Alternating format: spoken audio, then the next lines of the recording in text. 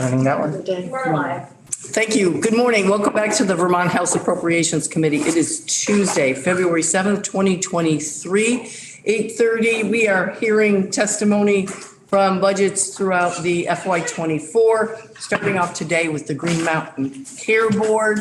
So we welcome them in the room. And I just want to make one comment that our two screens, I think I was halfway through yesterday before I realized that it was up here, but not up there. That's right. Yeah, the slides are always up there and this is just us. So we get to look at ourselves, but not at the slides. Right. We have the slides. I don't know. I was just going to ask Karen, is there a way? I will.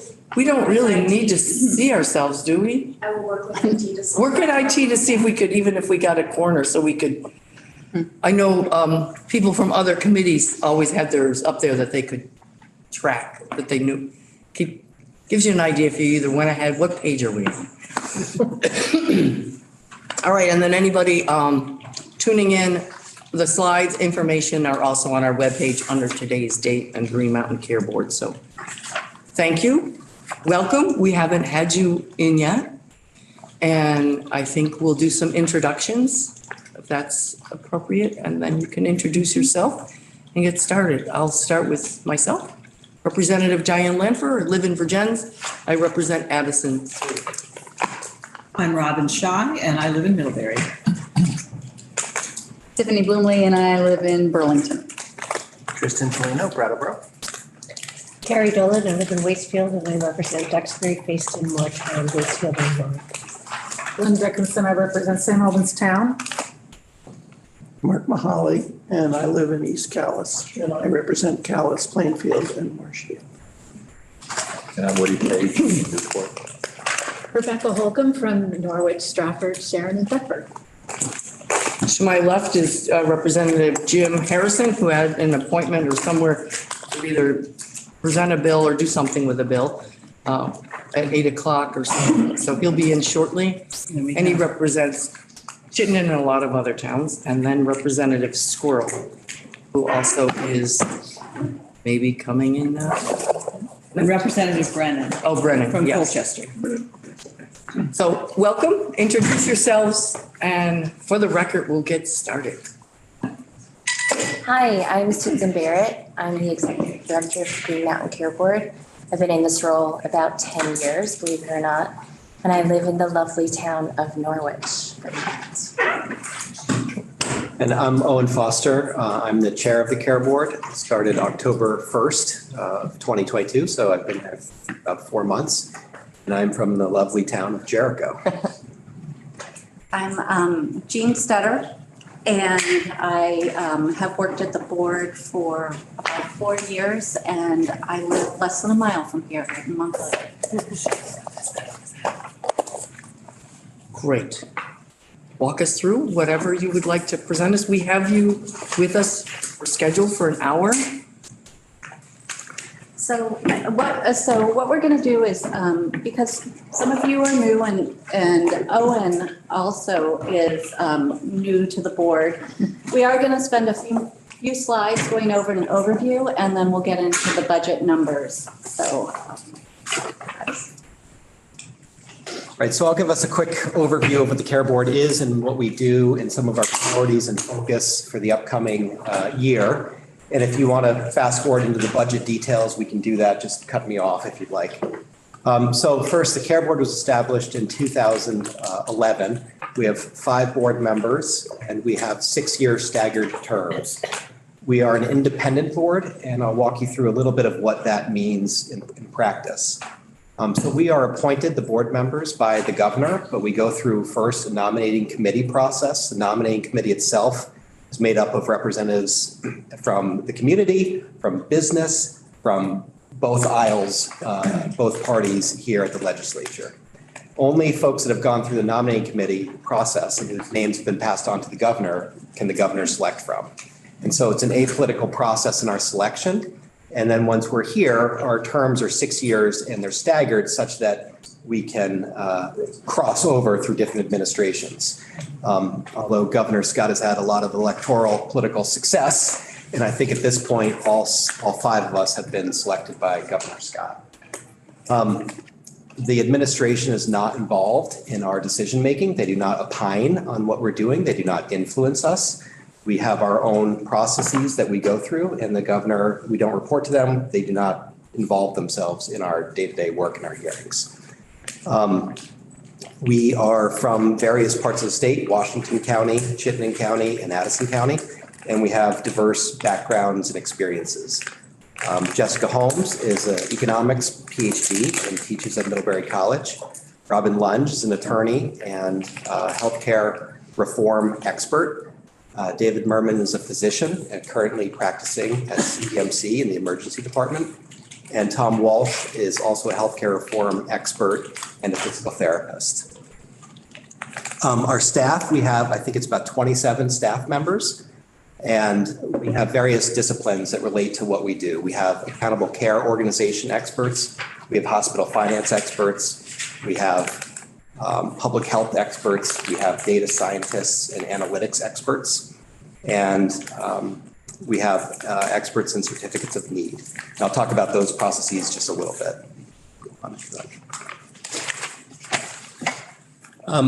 One of the unique features about the Green Mountain Care Board is how we do our work, and that we are independent and we have very transparent processes. And what I mean by that is that we are subject to the open meeting law, which means the board members can't get together as a group and make decisions or influence each other prior to a hearing. So when we have a hearing on a particular issue before us, it's the first time we've really heard where any of our colleagues are and where they're voting. And that's pretty unique because the public actually can come to all of our hearings and participate, and they see in real time what's happening and the decisions that are made. We debate with each other in open meeting. We're on camera, it's recorded. Prior to our hearings, we have public comment periods where the public can send in letters on whatever the issue may be. And during the hearing, at the end of our deliberations, prior to a vote, the public can actually come in and raise their hands and say whatever they'd like. We have pretty impressive attendance. I'm always amazed at how many people come and how many people raise their hands to share their views. So it's incredibly important because I think sometimes we get locked in on, what's before us, and the voices that come before us are very loud. They have lobbyists, they have PR people, they have data people, and they have very good positions that are well thought out and experienced. What's sometimes missing from that process is hearing everybody else, the community, patients, independent practices, primary care providers, everyone else in the community. And this process allows them to have a louder voice and to make sure that our decisions are balanced by that process. And I really enjoy it. We actually have a group of healthcare advocates out in the universe in Vermont that send us letters, and they're almost like independent think tanks, and they work. They send me packets of stuff that's so well thought. We have the same. Yeah, we've heard of them. They're good. They bring important perspectives. And we also have the healthcare advocate that brings the voice of the consumer to the care board. And I want to talk a little bit about the major things that we do at the care board. The first is we regulate, and mostly what that means is we certify and review budgets. Bless you. That will be mostly for the hospitals, 14 hospitals, for the Accountable Care Organization. We also regulate insurance plans, and we review the budgets for hospitals, ACOs, and then the insurance rate requests. The next piece is we have a data and analytics team, and they provide all sorts of information that feeds and informs our regulatory decision-making. Beyond that, they also provide information for the legislature, for public research, for entities we regulate if they want to go and look at it. We have a healthcare expenditure analysis, which talks about how much money is being spent and where and on what. We have what's called the HRAP, the Health Resource Allocation Plan, which tells you, if you go online, you can see how many primary care physicians per 100,000 people, 10,000 or 100,000? I can't remember. Anyway, how many healthcare providers you have in your different health service areas, right? So you can see where the resources are allocated across the state, which is really important to understand. And last, we have what we call the innovation bucket, which is really these days focused on Act 167 and some of the reform efforts that are currently going on. Representative Holcomb, Can please. you talk to us a bit about that? Because I know one of the primary pieces of Act 167 was to do an engagement process. And we heard yesterday from the secretary that that has not yet, that no contract has been issued. And I'm concerned because it looks like there are a number of healthcare reform initiatives coming out, but that engagement process hasn't happened. And I have a follow-up question after that. Sure. We have a slide on that. I will talk about it now and we can get into. So the short answer is we have received bids. We are reviewing the bids and we believe the bid selection process will be concluded pretty soon. Once somebody is selected, the vendor is selected, we'll have a contracting process. The state contracting process is appropriately detailed and a bit lengthy. I don't know anything about that. Okay, yeah, right. So we anticipate having someone selected very soon and then we'll be in the contracting process. And just, I'm looking at your slide here.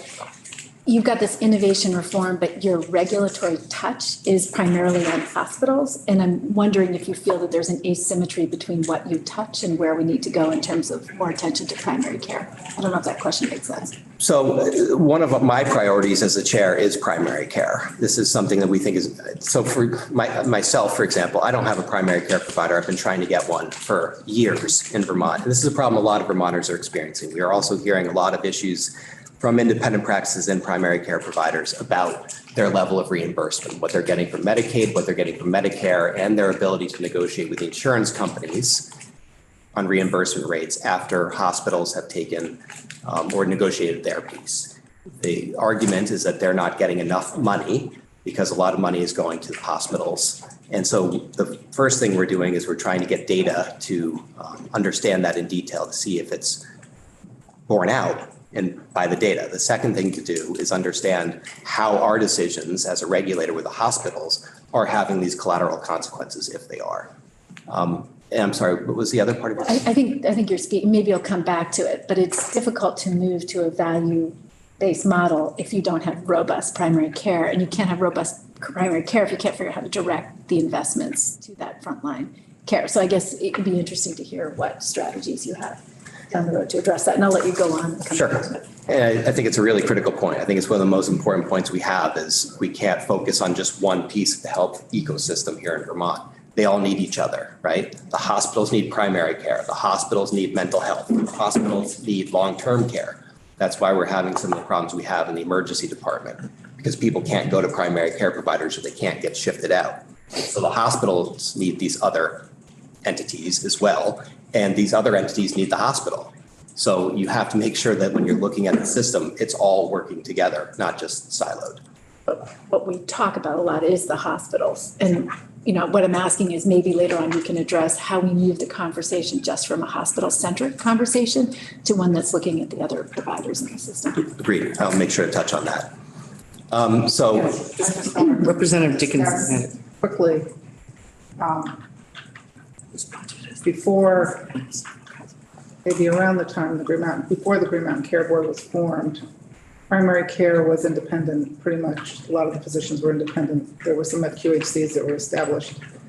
But since then, most of the physicians, including most of the primary care, are employed by the hospitals. So they're part of that thing that you regulate. I mean, there's a small number, my perception is that there's a small number of primary care that's very different from the ones employed by the hospital. They're sort of baked into the cake when you do your regulations.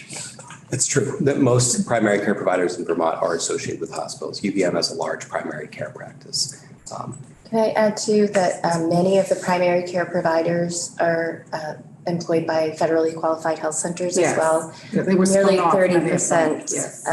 So the bulk is either in the hospitals or in the FQHCs. Yes. And we still are seeing independence. And as Chair Foster said, he has really focused on the impact of our regulation on primary care. So Yes, my memory serves me, the hospitals hired the doctors, pulled the doctors in, brought them to practices. They were spun off into the FQH. Some of the people were spun off by some of the hospitals into the FQHCs because they got higher reimbursement. I don't know if that's the case now, but that was the case then. No, and where you are. Just one thing I wanted Representative Holcomb to loop back, which segues into what Chair Foster was talking about with transparency. You know, you were talking about the RFP for the community engagement work.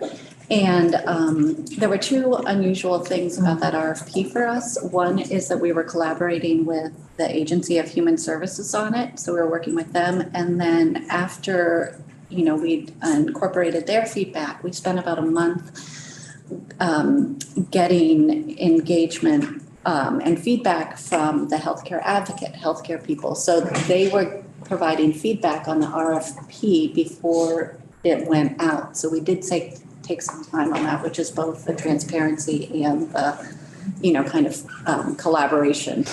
So I just wanted to share that one piece. So yeah, I'll loop back. Okay. I think to the question, you know, on the RFP, there was engagement with the healthcare advocate, the legislature, hospitals, VAS, EMS. And so we're hopeful that the work that was put up front made it so it wasn't entirely hospital centric, and that the whole universe of youth was incorporated before the RFP went out. The RFP went out right after I started, I think mid-October. So real quick, I'll go through these quickly. The regulation we do, 14 hospitals last year, 2 accountable care organizations, 11 health insurance premium rate filings, and 7 certificates of need. Go to the next slide, Jim. And just to give you a scope of what this includes and doesn't include, the financial scope is large. $3.3 billion in system-wide hospital net patient revenue is regulated by the Care Board. According to the health expenditure analysis, that's about 47% of healthcare dollars in the state of Vermont. $700 million in health insurance premiums, representing, I think, about 87,000 people. $49 million in approved certificate of need applications, and then over $1 billion in total cost of care managed by ACO in fiscal year 22. The numbers are changing. I mean, we've seen health expenditure in Vermont increase pretty substantially. I gave a slide to Senate Health and Welfare. I think the number for the hospital net patient revenue has gone up from about $2.6 billion to 3.3 in the last 5 years. So pretty substantial increase in spending at the hospitals here in Vermont. And I anticipate that the certificate of need numbers will be larger this coming year. I think it'll be quite a bit larger. The other point on this slide is just to point out what we do and don't regulate. We don't regulate FQHCs, independent providers, ambulatory surgical centers, urgent care centers, out-of-state providers, Medicare Advantage plans, Medicare or Medicaid, self-insured plans, or out-of-state insurance plans.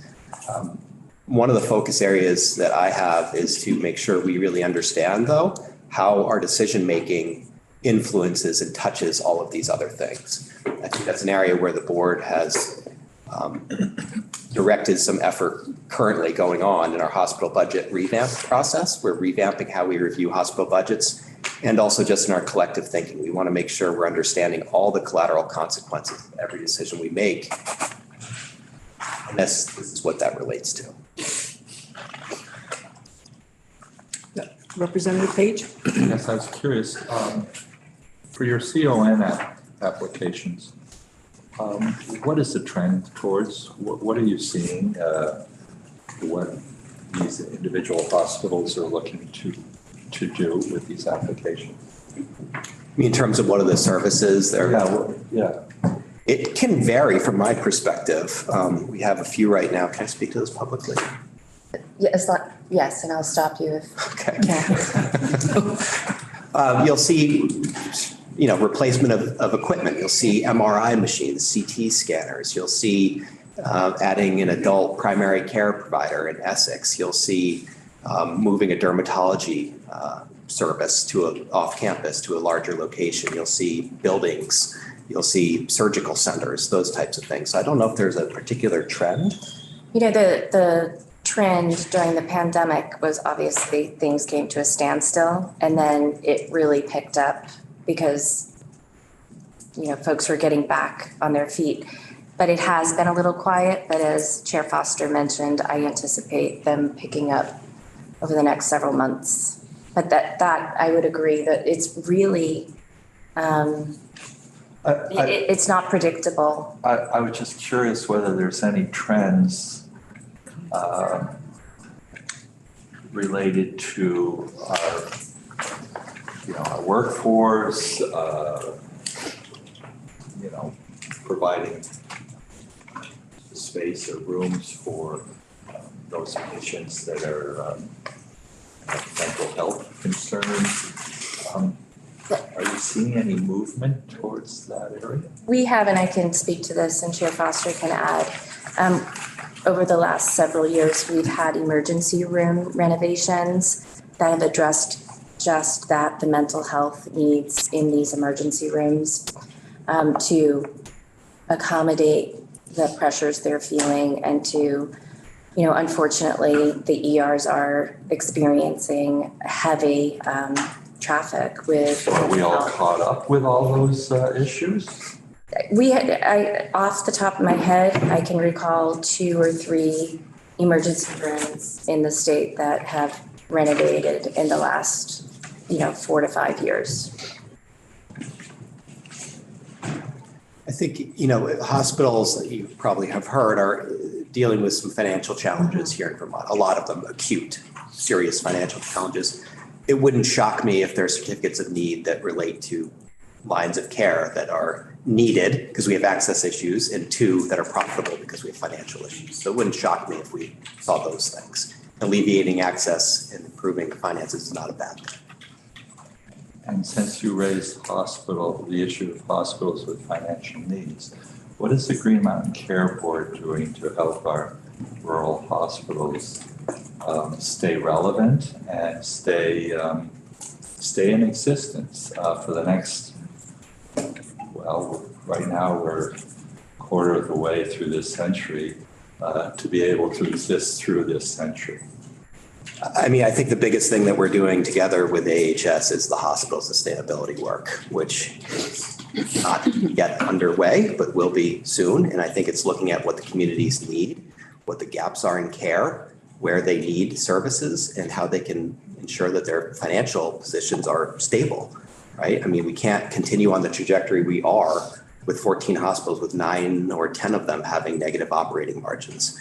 We have slides on the trend line. I didn't include them today for this hearing, but the trend lines are days cash on hand. The financial metrics we look at for hospital health are not in a good direction.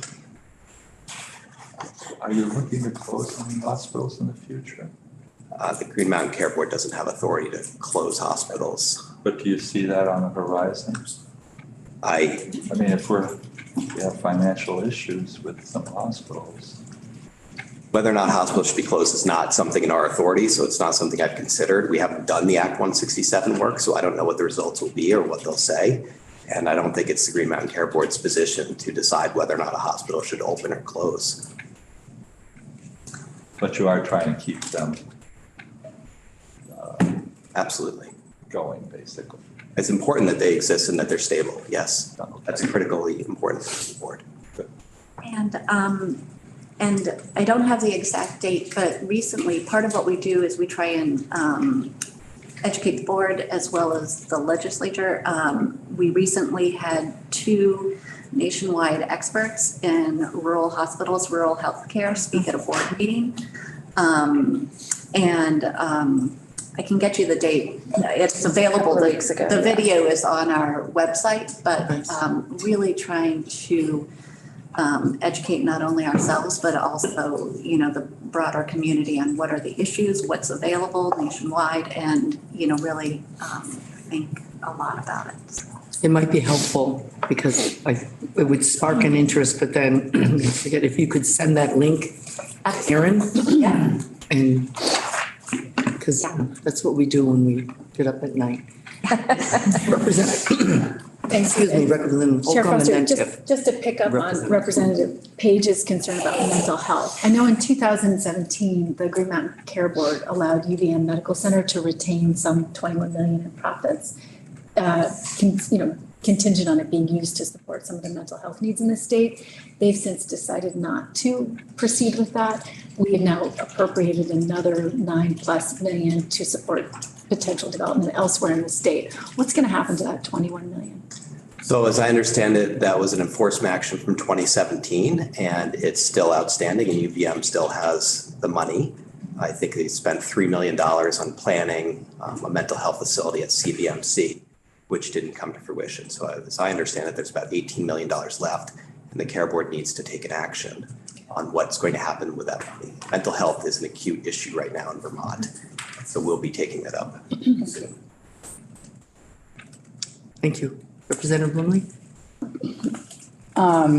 Thank you, welcome. I am, pardon my ignorance, but healthcare is, it's a vitally important issue, and I've spent a lifetime focused on other issues and avoiding this one. So this is a question about who makes decisions about whether hospitals live or die? And what is the role of the state in thinking about those decisions and participating in them? So I think in terms of hospitals and sustainability and mere existence, I think there's going to be a lot of information that comes out from Act 167 that tells us about where some of the financial problems lie, where some of the gaps in care lie, and that will inform some of the decisions that need to be made. The Act 167 doesn't provide authority to close hospitals or change service lines or any of the such. I think the hospitals have their own management. They have their own boards of directors. Right. The boards of directors get this information and see that they're bleeding money on X, Y, and Z, and there's a way to solve it that's comes about. We expect that they'll want to do so because it's in their own financial best interest and the best interest for their community. So whose role is it to just make those decisions? I think first and foremost, it's their management and their boards of directors. Understood, and I guess I'm expressing some concern about that fact because it is, it begs a question about what the state interest is in looking at the big picture and participating in those kinds of decisions.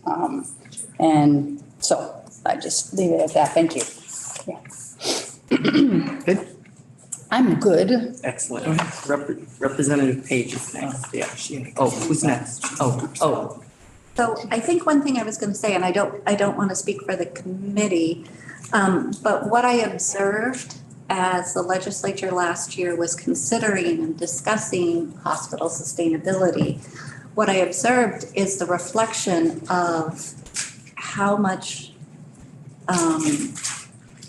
funding it costs the state to keep Springfield afloat. Like if you're dealing with it in a crisis, keep the Brattleboro retreat. So my observation of your conversations was, we can look at it perhaps in a more systematic way as opposed to, understanding the true cost of if it gets to a crisis, just how much money it costs. Is that a fair reflection of what you recall from?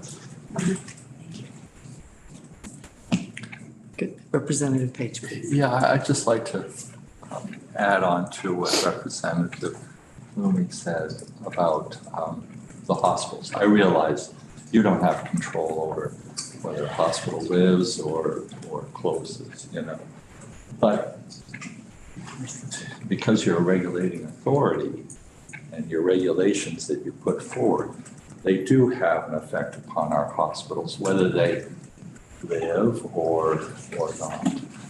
So I just wanted to make that point, which I'm sure you're aware of. Yeah, I think the way I would conceive of that is you're right. We have authority over their budgets and we could vote no on a budget. We could vote no and that would cause financial problems at the hospital. We could vote no to rate increases and that would cause we could limit their NPR, right? And that would have financial repercussions. So yes, we can definitely influence the budgets that the hospitals have, and that would dictate exactly what they can do. So what we have, if you look at our guiding principles in the statute, we have the primary ones are access, affordability, quality. And so that's what we're really trying to balance. And we continue to just give huge rate increases that are predominantly borne by 80,000, 90,000 commercial insured Vermonters. Well, that hurts affordability. It also hurts access because people forgo treatment when they can't afford it, right? But if you close a hospital or limit a service line, or then they don't have the care, they don't have the providers, they don't have the nurses, they don't have the facilities they need to provide the care when people need it, right? So yes, we do have that authority to limit the budgets, but we are guided by access, affordability, and quality, right? And they all interrelate. And that's the huge challenge. We're in a situation right now where affordability, so far as I can tell, is at its lowest, right? It's very difficult for people to afford health insurance right now. The rates have really gone up significantly. Meanwhile, hospitals are in a very difficult financial position. And not to be forgotten, so are the independents and the primary care providers. Very difficult financial positions. So what do you do? That's the conundrum. And I think in terms of like, do hospitals close? Do lines get limited? You know, really, if the decision is to bail it out with more money for a hospital, that's really the legislature and the governor's decision on whether or not to appropriate funds to do those things. But I think you're totally correct. We can limit the growth at hospitals. For historical purposes, we have not. I had a slide at Senate Health and Welfare. I think the number was the Green Mountain Care Board in the last 5 years has supported the budgets proposed to us to 99.7% of what was proposed, the Care Board has approved of the net patient revenue that was requested. So by and large, the hospitals have been getting historically 99.7% of what they've requested for their budget. That's not to talk about the rates. The rates have not been supported at the same level, but the budget that they've put forward has been supported. I think it's 99.7%. Representative Holcomb, then Representative Shaw. So this may come out wrong because I'm still learning this politics thing. And I have experience running an agency that had two bosses. We heard testimony yesterday about somebody from AHS about their role in healthcare reform. We're hearing testimony today about your role in healthcare reform. Who's on base? Who's driving this bus? And are we set up structurally to support meaningful reform in healthcare in the state of Vermont? My perspective would be who should be driving healthcare reform is patients, payers, and providers. Those are the most important voices. In terms of like the government structure, you know, Act 167, I'm a lawyer, I read the statute, we follow the statute. Act 167 directs the Care Board what to do in its role in healthcare reform. That's what we're currently talking about it. We have a new all-payer model that's being negotiated. We speak with AHS daily as an office, and I speak with the secretary at least weekly, if not more. We have meetings together, we strategize together, we negotiate together. They are the lead. By statute, they are leading those decisions. We give them data, we speak with them, we work with them, but that lies with AHS. In terms of the community engagement, that is the Care Board's lead. We are leading that work. It hasn't started yet, but that's our lead. So I guess to answer your question, who's in charge of healthcare reform? I think of healthcare reform right now really predominantly being the new all-payer model and how we're going to change how we pay for healthcare, and that would be AHS.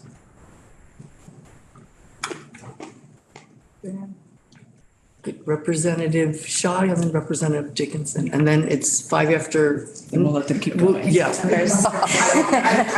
think I'm making more of a statement than I am asking a question, because I was in this room last year. There were 4 of us that were having those conversations, sort of following up on a number of things, including what Representative Page has talked about.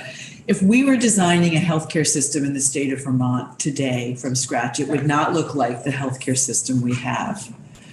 And we have places where we have multiple hospitals within 30 minutes of each other. We have places where people have to drive a long way to get access. So how do we end up with a system that includes quality, affordability, and access based on where we are today and where we want to be? And I think that's what the community engagement process is about.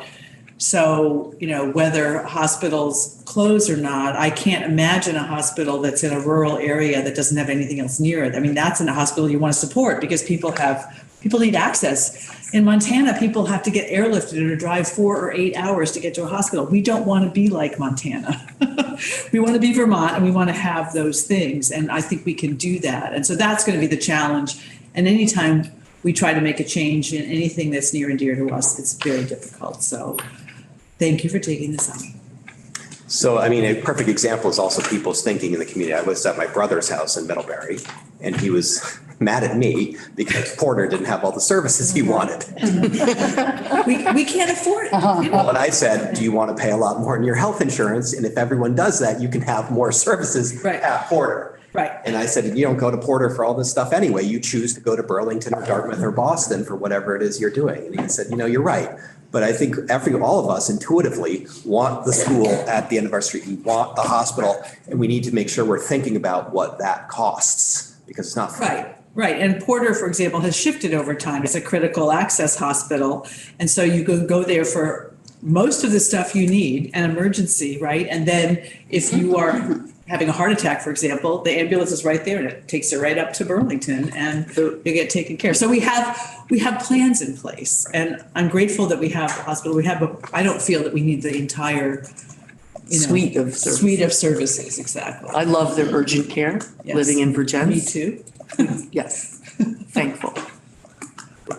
Just Yeah. Representative Dickinson and then I Representative. just want to point out the critical access hospital designation was a reimbursement tool.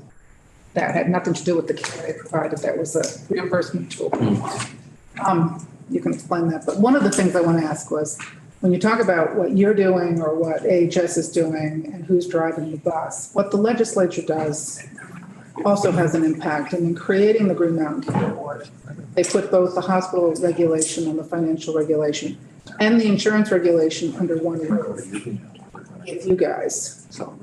And one of the questions that I ask is that gets into, there's people talk about healthcare, they're talking about healthcare, but a lot of times what they're really talking about is the cost of health insurance, commercial insurance. They can, they use the words for both of them, but they're two different things.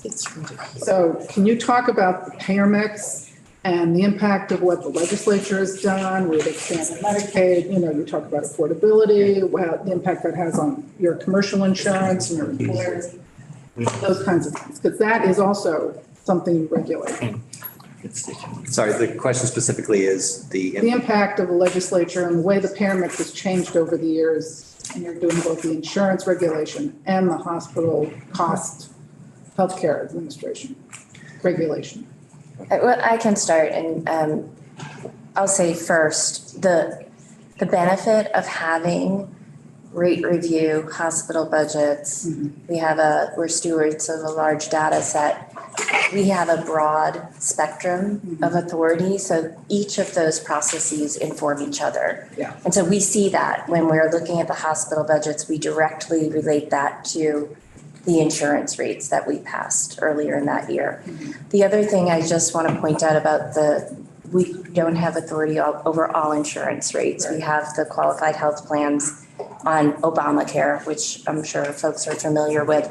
These are, in my mind, the most important plans because these are the plans that are for individuals, small businesses that can't get plans anywhere else. So we have a very public and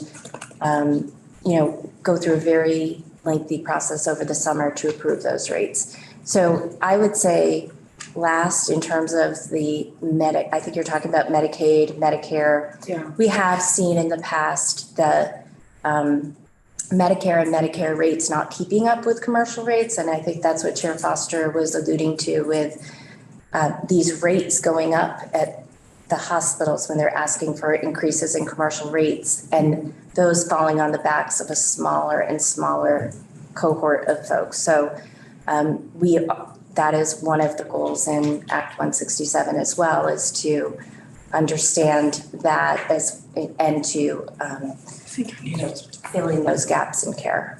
So I don't know if you want to add anything. I mean, right, it's a limited pool that you're getting money from. If Medicaid rates go up, that alleviates the pressure on commercial. Medicare rates go up, same thing. We haven't really seen that historically in the last 5 years, and we have seen the commercial rates go up significantly. They are very interconnected, and all of those are being driven, at least by the care board's decisions, as the hospital budgets, which is the big driver, 47% of Vermont healthcare spending. So when we do a 10%, 15% increase at the hospitals, that's going to have a huge impact on those rates, especially if are static. It will grow. The commercial insurance rates will go up. Correct. It's not dollar for dollar, No. but yes, And you have no control over the ERISA rates or the That's other right. things. correct. We'd love to get underneath the hood of almost every subject in this. It's like education, somebody says it touches everybody's lives. Representative Page, and then I want to make sure that we hear your budget, not, we get an education on what you do. Like, what does it cost to actually operate what you do?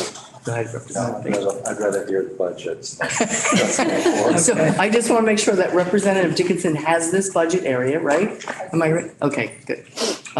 And that's your connection, and as we further develop this, we'll be there. So why don't we'll move along. I've got a quarter after, and you're here to 9:30, and I know we want to get you back to where you're doing all that good work. So I am going. Skip. Yeah, we Yeah, talked skip that? about that Okay, earlier. yeah, that's, so our budget, the governors, the executive branch set a target of a 3% increase for initial budget increase. The Green Mountain Care Board met that, and then subsequently, they gave additional general fund dollars for increased internal service fund costs, the ADS, and also, some benefits related. So that's why we ended up at a 4% increase. So we are completely in line with what the governor recommended. You can see that our fringe increased at a greater percentage. That's something you're going to see across the board. Obviously, like all entities in state government, managing the salaries in this current hiring market has been incredibly challenging. We're just exceptionally fortunate to have a fantastic, well-educated, fun, and very young staff. Even though Vermont doesn't have a lot of young kids, we have a lot of young kids, and I would call them kids. But the workers have a lot of kids. Yeah. We had about No, 10 new, yeah. oh, sorry. What I was trying to say is That's good clarity. that's good clarity. What I was going to say is our colleagues have a lot of young children, so we're helping. We're not only helping Vermont population, it also makes it incredibly fun on Zoom meetings. And we have a real window into the childcare issue. In this phase. That's change the subject. Oh, sorry, I didn't mean to, I should have not. It's okay. You're good. It's okay. It's okay, you're good. Sorry. It's real. I'll just say, it's real. So our base budget is really, it's us figuring out like how to live within the guidelines that were set forward, and we were able to do that. There are what's unusual for us is we have some one-time IT funding requests. So we had first, we'd followed the process for the state. So ADS has a fund, like a revolving fund to help with these things. We first sent it to ADS where we submitted our budget. There's so many needs across the state for IT, and our small request didn't make their list. But then as the governor's, the executive branch and Commissioner Gresham's office was looking at the money, they realized that they might be able to put some one-time funding towards these requests. And so there's 3 things here, and these are separate line items. Like our base appropriation is B3. Thank you for putting that in there, because that is our language. Yeah. Okay, yeah, 345, and it's about $8 million. So we're, I'm so sorry. That's my phone. It happens to, yep. So anyway, so the first 2 are, we work with the Agency of Digital Services. We have, database solutions. And per the contract cycle that ADS has set forward, we need to go out to bid every so often for these things. So we're putting these out to bid. And if we select a different vendor, we will need to run parallel for like the old system and the new system. So we're budgeted to run one system all the way through. And if we select a different vendor, we'll need additional funds to be able to run parallel for the appropriate period of time to ensure data integrity, any snaps. It's the best practice. And then additionally, there are some ADS enterprise management costs that are incurred anytime you make a switch like that. So that's what we petitioned for. I'm happy to talk more about the databases. And then the third one is the Health Research Allocation Plan. It's also known as HRAP. In the past, it was a book, kind of looked like a phone book that was done every few years. We worked to make it more interactive. There's a spot on our website. But since the pandemic, we have really not asked the hospitals for much information to update it because, they've been focusing on everything that they need to. So we were looking for perhaps, just a small amount of money to enhance our interactive tool to be able to visualize data from multiple sources. And we could also send you like a link to what that looks like. But those are our one-time IT funding requests. And they're in the budget. They're in the budget. And so if you see, like if you were to look, you'd go to B1100A15, and then their ABC underneath it. From what I understand, there are 70. Yes. 70 in that. There are many, yes. So thank you for including that. And when you said request, I wasn't sure if it had made it or if it was something you were asking us to break in. Okay. Yeah, so go ahead, just to clarify. Sure. All of these are in the budget, all three of them? Yes. Okay. Yes. And is it the 70,000 or the 50,000 on the database? And what is EPMO?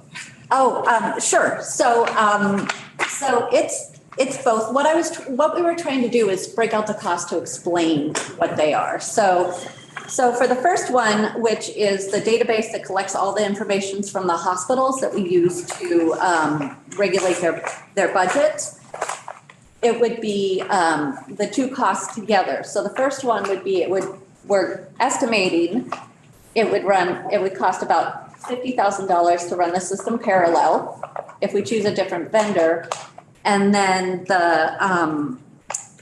about $70,000 is for the Agency of Digital Services. We have to use their basically project management office. Yep. So they do that. So there's consistency among the state. And so it's that cost. So what's EPMO stand for? Enterprise Project Management Office. And I apologize. I find it funny that it costs more than the actual new contract, but okay, I'll keep that. That's the cost to run parallel. The redundancy part. Oh, the redundancy. Which will be like 3 months worth or something. Yeah. It's like a relay race. You've got to be together. So the EPMO is a one-time? Yes. And then they're going to have ongoing costs? Yeah, these are all ongoing. Okay. These are all one-time costs. Okay. Yes. Representative Holly. Let's go back. So. I'm just looking at your budget. Yeah. So, and actually, let me get to, that's an excellent question. Are you on the crosswalk? Yes. All right, we'll go to the crosswalk then. Okay, great. I'm sorry. I'm just going to take a quick look at my clock. I want to make sure we have enough time. So,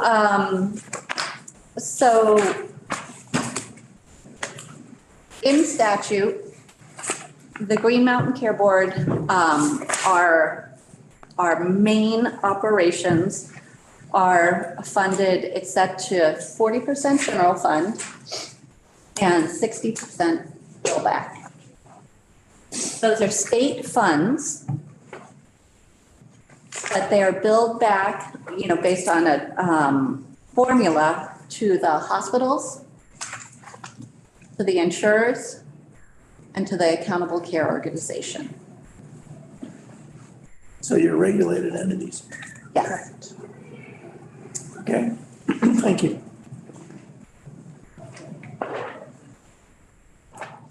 That's not 40%. Yes. That's 60. Oh, sorry, wait. Oh, I'm sorry, just making notes, okay. Representative Harrison. So looking quickly at your crosswalk, no flags come out at me, pretty straightforward. Doesn't look like you're adding staff, subtracting staff, everything's. So my question to you is, I mean, it's still a lot of money, 8 million, whether it's bill back that we pay in a different way or general fund.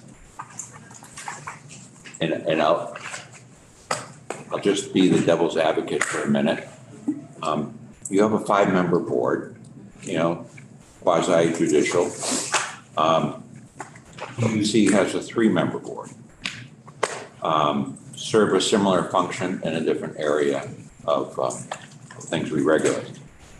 Have you looked at whether 5-member adds any more to the conversation, or do most decisions come out, whether it comes out 5-0 or 3-0, does it matter? And have you looked at whether or not that should be something that should be considered? I'm not looking to take any board member's position. I'm just asking the rhetorical question of whether or not 5 is the right number. I think it's a fair question, right? I mean, there's really no reason you couldn't technically do the work with 3. I think the value add with 5 is what we regulate is exceedingly complex. And there's a lot of different things that we regulate, right? Like in the PUC, we have many different industries actually before us. It's in healthcare, but there's many different industries. I don't know the history of how the votes come out, although I've only been on really one big vote and it wasn't 5-0. And I don't anticipate the ones that we'll have coming up are going to be 5-0. I think you get a pretty good diversity of thought and experience and background that really, when I go through a board hearing and I hear the questions, all of my colleagues, if I'm not that well prepared, I let those 4 go first and I get to choose.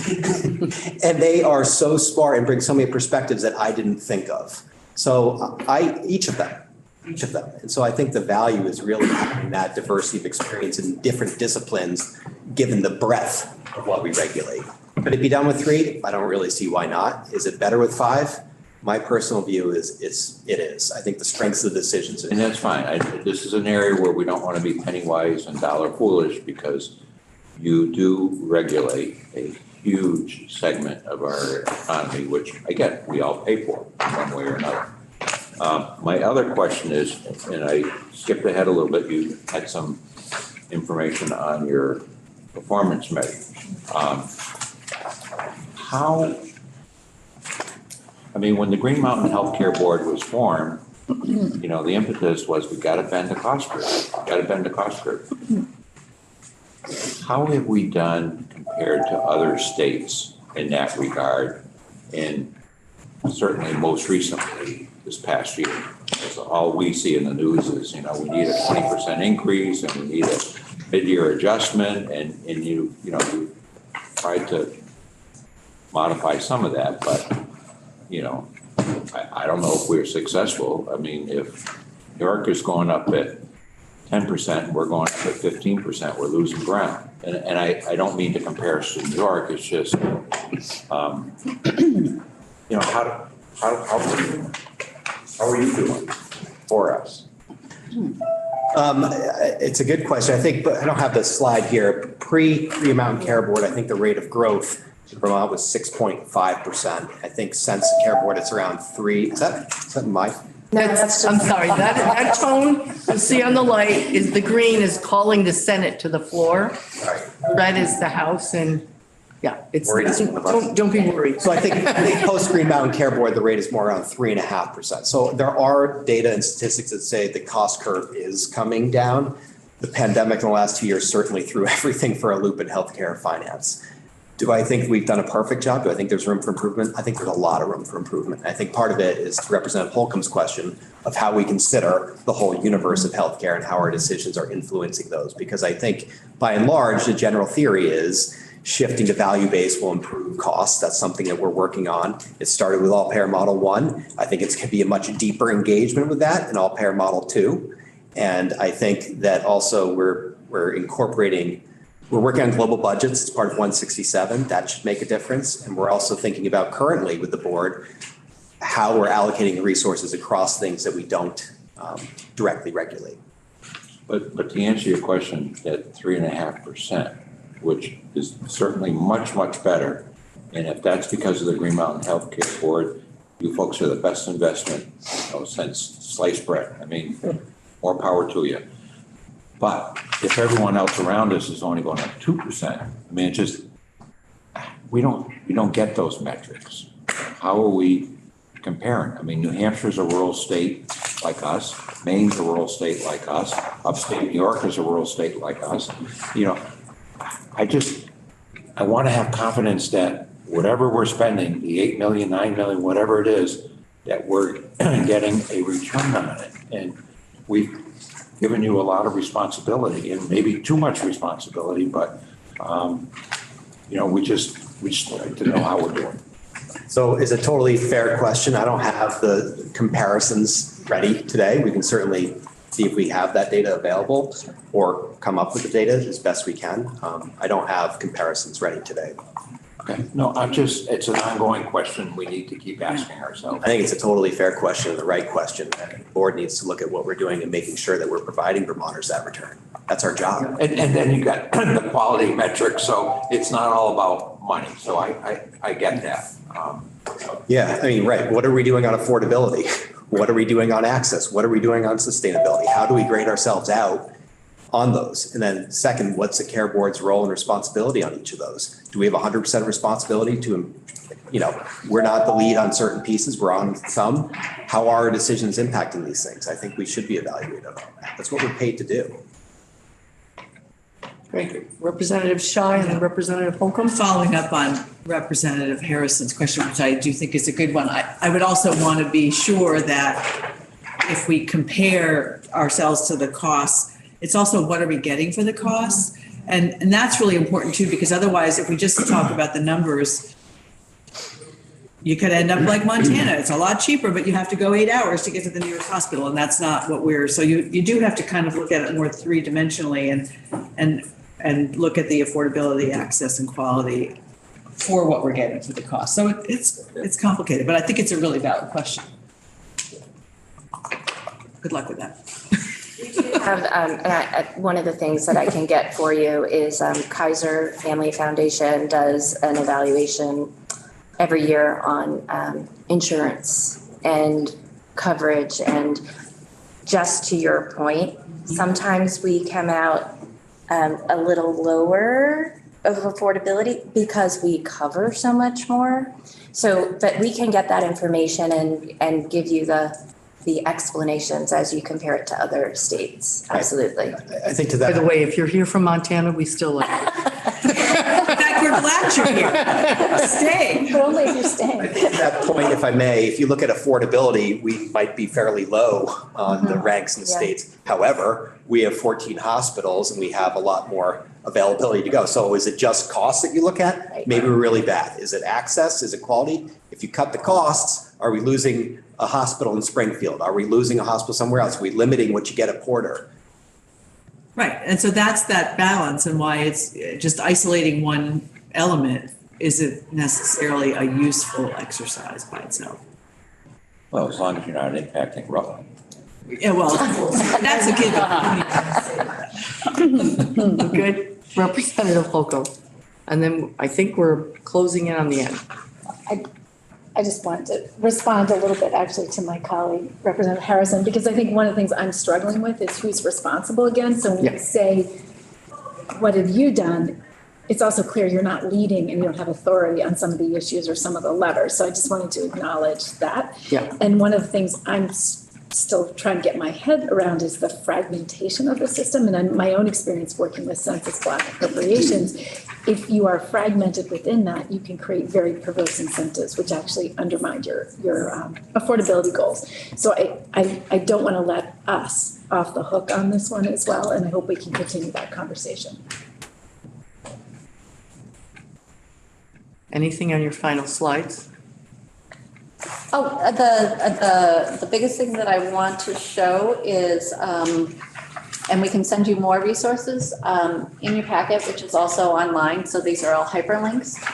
This is information if you want more like regulatory process explainers. They're basically 1 to 4 pages overviews. They're quick overviews of our work. So we just wanted to provide this as a resource. Thank you. That is very helpful.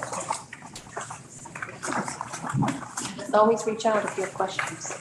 Well, we do, and then we're very glad that we have the distinct honor of actually seeing every budget. So we sit in that unique place of seeing it all and wanting to know everything all the time, but it's not always possible. So thank you for your time. Thank you for your work. Representative Dickinson, this is her budget, so as we work with this and look through it, we will filter our questions through her. So you don't have 12 of us asking you questions. We'll go through her so you have one voice. Please. The one other thing I want to say is I did forward this to Nolan Langwell in addition to Maria, just so he said. Yes. Here, and so just so that they're seeing what you see. So just wanted to. Good. And stay in touch if there's anything that comes up that you want us to know too. Sure you are. All right, so with that, I think you are free to go. Thank you very much. Thank you. You're welcome. Thank you all for having us. So committee, we have, oh my God, a little, yeah, boy, I'll tell you, Aaron's gonna earn first. We got a little bit of a break. 10 o'clock, we have healthcare. 11:30, we have Department of Corrections. And we have lunch, and then in the afternoon, we have Commissioner of Vermont Health, a lot of health today. Feeling healthy. Diva. And we end with the Department of Public Service. So unfortunately, given our schedule now, I haven't not have time for caucus, so check in with anybody.